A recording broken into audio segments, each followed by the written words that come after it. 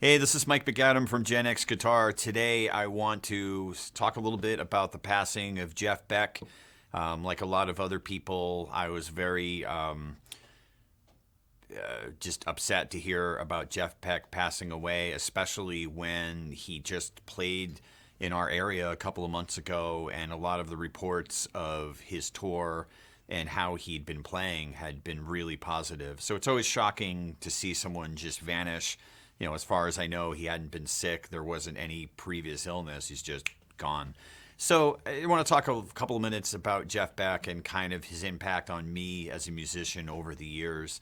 I remember when I was in junior high school, I walked off the bus one day and a friend of mine asked if I wanted to go see Rod Stewart that night. And it was a Tuesday night. I didn't have anything better to do than see Rod Stewart, so off we went. And he was supposed to have Jeff Beck playing guitar with him at that point. And he had this record out called Camouflage with this big song called Infatuation that Jeff Beck played the guitar solo on. It was a very cool solo. So here I am thinking I'm going to see Jeff Beck. And I didn't really know much about Beck other than his name, and he was a legendary artist even at that point. But turns out Jeff Beck either didn't play that tour or only played a couple of shows. I don't remember the details, but I didn't see Jeff Beck that night. So fast forward 2 or 3 years later, I'm playing guitar. I'm starting to kind of branch out and listen to some different people. And I buy this album called Wired by Jeff Beck. And one of the things that has made that album so sustainable is it's very listenable. It's considered jazz fusion. And, I remember around the same time buying a Mahavishnu Orchestra album and being just blown away in kind of a weird way. Like, what is this crazy music? Like, it was tough to go from Kiss and AC/DC to that. So I think Jeff Beck really made that music listenable, and as adventurous as he was on the guitar, it was still very easy to digest. Like a lot of other guitarists, that album has remained a favorite over the years. It's just so incredible, his playing on it, along with Blow by Blow and many of the other things he's done. I'll always tell students, I think if you listen to a song like Goodbye Pork Pie Hat, not only is it an instruction manual on basically how to play a Stratocaster as far as all the different tones he gets out of it, but if you just listen to his vibrato in that song, the depth of his vibrato, the speed, just the different ways he uses it. A lot of guitar players, we make the mistake of we start doing vibrato and we add it onto every single note. And it's the same speed, the same depth. It's just, there's no purpose to it. And I think that was something that really stood out to me on that song. I think one of the things that always stuck out to me with Jeff Beck is his playing always evolved. It always changed. It's amazing how many classic guitar players kind of hit a peak and then never really added on to it, or they just kind of refined the things that they were known for over the years, which is easy to fall into. But with Beck, every time I saw him, it was unexpected.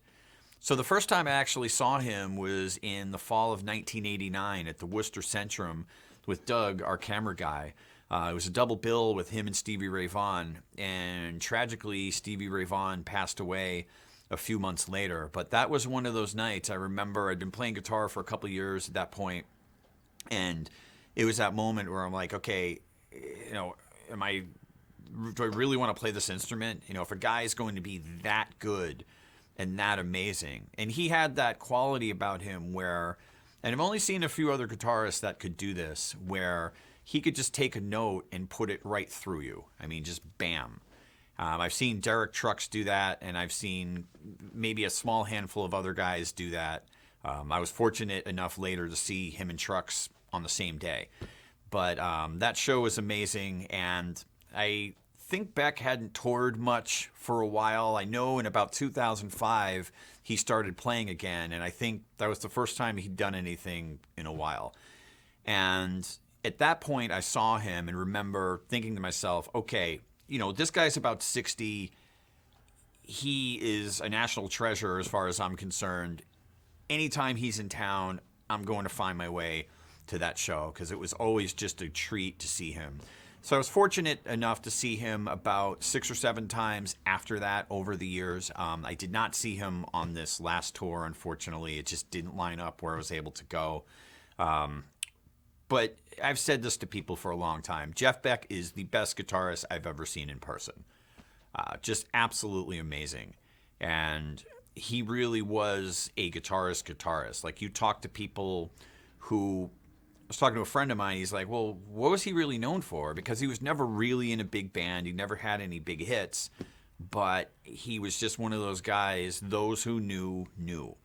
And his guitar style is just completely unique. And one of the things that really blew me away about him is he doesn't think like a normal guitarist. Like, a lot of guitarists have very kind of pattern and lick-oriented stuff. And I feel like his brain was just wired differently, where he was thinking of music in a different way. It's like he was almost responding more to sounds in nature, or I say, more of a vocal element to his sound. One thing that he did that was interesting, like in the early 90s, is he did the soundtrack to this movie called Frankie's House. And I remember hearing it and being like, wow, he's changed his playing yet again, where he really is kind of taking the kind of microtonal sound of the guitar to its extreme, and that. So that was great. And one of the last times I saw him was about 10 years ago, and I was amazed. I mean, here's a guy who, at this point, is in his mid to late 60s, and he was cool. Like, how many guys are cool at that age? There are some guys that are trying to act cool, but he was just cool. He had, the jet black hair and the kind of silver outfit on, and his playing was unbelievable. He had Rhonda Smith on bass and Narada Michael Walden on drums, and it was incredible. And another time I saw him was in Chicago in 2008 at the Clapton Crossroads Festival, in a day where it's one killer guitarist after another. I thought he really stood out that day. Really incredible show. So I'm very fortunate in that over the last 30 plus years, I did see Jeff Beck many times, and for now, we'll have to enjoy a lot of the great music he gave us throughout his career. So that's all I have for today. We'll see you in the next normal video, but Jeff Beck, rest in peace.